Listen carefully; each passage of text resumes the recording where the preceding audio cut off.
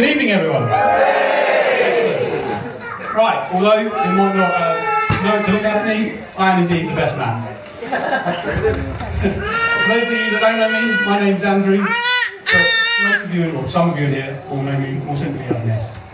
I have the dubious honour of standing here, trying to entertain you whilst giving Dave an uncomfortable funeral. So, before I begin, I'd like to thank Dave on behalf of the bridesmaids for the kind words that he said. I'm sure you'll all agree, they all look wonderful, and I know they've done a fantastic job in supporting Emily, both today and throughout.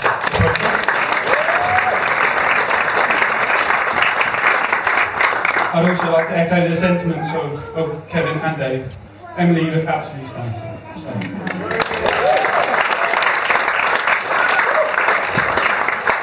I'd like to add a personal thank you to Ian and Heather as well.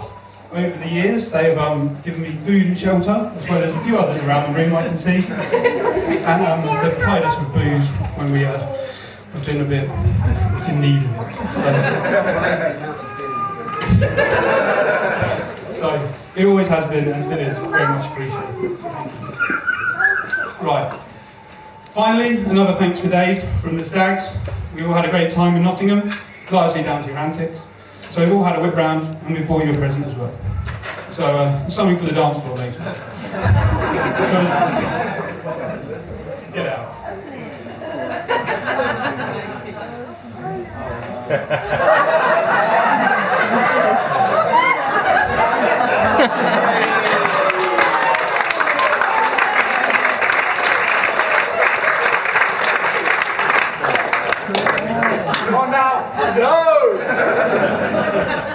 So, now for some of the unpleasantries. As you may have guessed, Dave and I have known each other for many years now. So I'm going to take you back to 1996, where it all began. I first met Dave on a school bus. I still remember the incident well. There'd been some kind of disagreement, I can't remember what, but Dave, ever the peacemaker, had decided to defuse the situation by using his apple as a grenade. Now, the impact was pretty brutal, and to a busload of teenagers, it was quite funny. But when I look back at it, I think it set the tone for the last 16 years. And I'm not really sure that much has changed. He came to Debenham boasting of his rugby prowess. He boasted about being Woodbridge Rugby Club's staff prop. So, being a small school, we were quite keen to have such a established and confident player. Minutes into the first game, we quickly realised that he may have stretched the truth. In an effort to minimise the damage, and without any subs, we had to move him around the pitch. He played a few moments at hooker, I think he played in the second row, and I think he even played on the wing. But to be honest, we found him terrible in all positions. There must be something that still hurts him, because I overheard Emily saying the very same thing just the other day.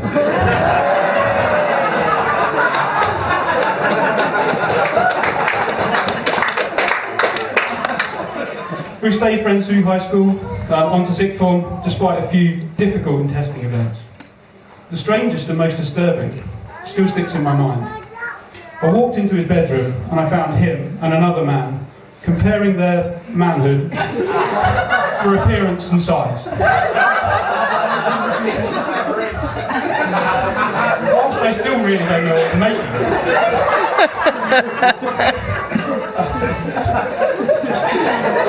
It did at least serve one purpose, and that was to confirm his suspicions he wasn't blessed with the most generous of language.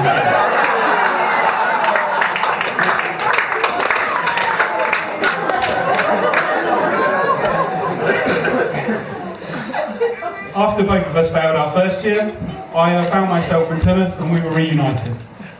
I moved into Hall's of Residence, where I found myself living around the corner from a bunch of crazy Welsh girls and Emily.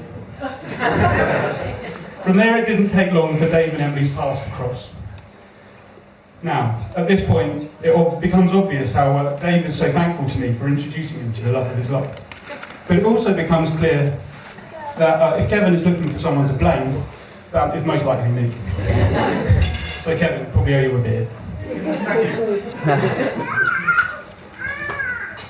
I'd love to stand here and tell you that it was love at first sight. But I honestly don't believe it was. Dave had broken his glasses and Emily was blind drunk.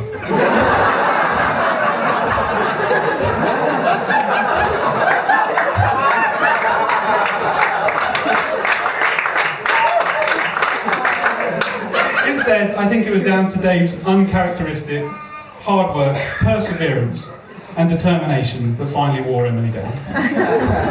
And 18 months after they first met, we saw the start of the journey that's brought us here today. It hasn't all been easy though. There were several years of living apart, there was moving around the country, but they've stuck together. And we're here today and we've finally witnessed Dave and Emily exchange their vows. To love and honour, to encourage and support, for better for worse. Which is quite appropriate, as Dave, you couldn't have done any better. And Emily, you couldn't have done any better.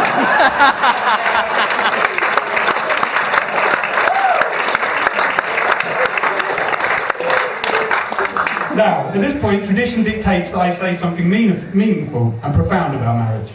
But, as a bachelor, I'm not really in the best place to eulogise or wax lyrical on the joys of married life. But then, from my research, neither are many married men. Seriously though, I'll try and sum up using an analogy of something that I do know about, and that's agriculture. Today, married life is going to be a lot like farming. It's going to be unpredictable. Every day is going to be different. You're always going to be battling the elements, and you'll never be in control. And if you make a mistake, you'll be paying for it for at least a year.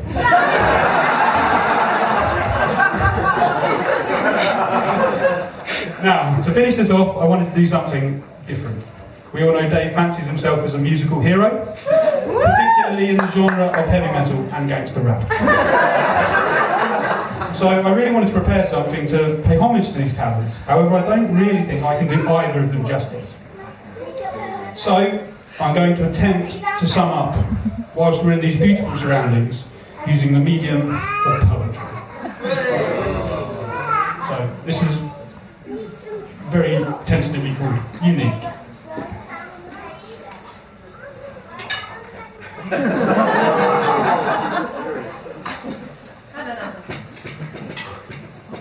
It's an honour here. It's an honour to be standing here with this job of high repute. So it's only fair that I try and prepare this fit and proper tribute. I asked his friends and family, or those that know him best, to help describe this unique man to the rest of today's guests.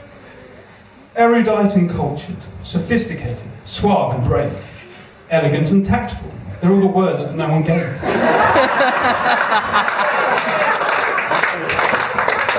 Instead, I got the following, prepare to be impressed. Outrageous, loud, but predictable, and above all, poorly dressed. So if it's not his attributes, how did he woo his wife? Did he slip a date rape drug? Or carry a hidden knife? I don't think he's used Rohypnol. He wouldn't know how it's done. And something more significant must have kept them from going on the run. Perhaps then it's his practical skills, his usefulness around the home. But I've never seen him clean the pans or operate the broom. He's never been a handyman with screws and tiny spanners. He does all of his DIY with brute force and sledgehammers. Clumsiness, though, is a skill he's nailed, the best I know by far. He's crashed a car into a house and snapped the head off his dad's guitar. Even walking down 3 small steps has caused him misery.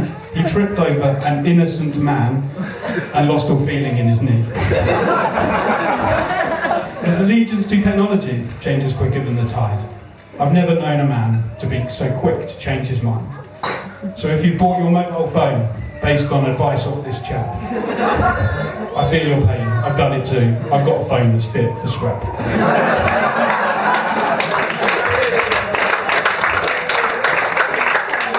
But wait, fear not, all's not lost. There's plenty of potential. It's just tucked away behind the craziness and the little hints of mental. Sometimes it may be hard to see the key to his success, but whatever it is, it's working, because Emily said yes. For me, this is obvious. It's there for all to see. The raucous laugh, the sense of fun, both brilliant and unique. From the apple on the bus, where this friendship seed was planted, we've been like brothers ever since, and so I probably take it all for granted. Now, I for one think as a friend, Dave has everything you require. Fiercely loyal, bluntly honest, always there when things look dire. To be loved by this fine lady, he really can't be all that bad. But on a serious note, I am in awe of how you've become this perfect dad. So, that leads me on to Eleanor, a credit to her father. Always smiling ear to ear, and always full of laughter. I'm sure he'll need no encouragement as he tries to swell the flock, even though he's told us all he's got a really tiny concentration span.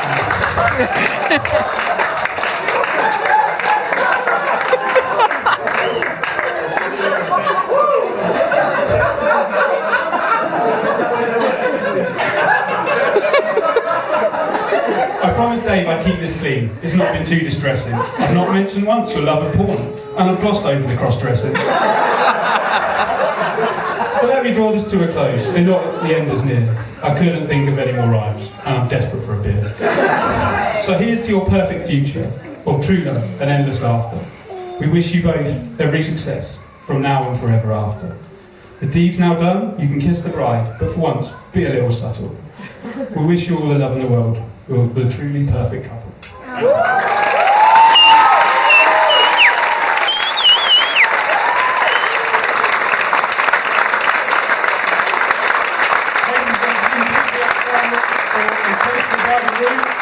Emily and Dave. Emily and Dave.